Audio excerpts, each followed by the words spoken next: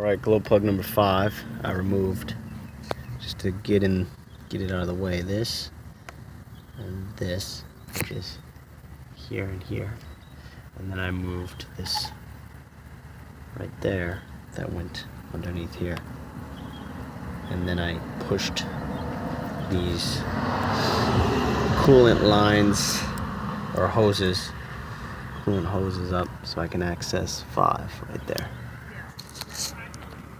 Alright, so number 5, as you can see, I've got a socket on it right there. I kind of had to move this stuff out of the way, and I'm just reaching my hand down there and twisting it. I just about got it off.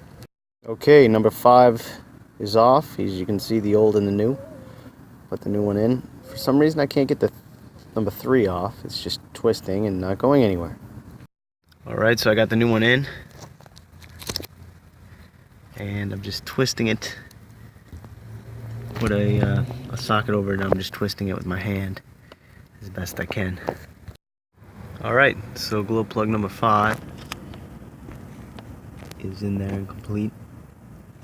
Now we're gonna put everything back as these coolant hoses, kind of down like that. This one around first, and then we'll hook up all these vacuum lines and we're good to go.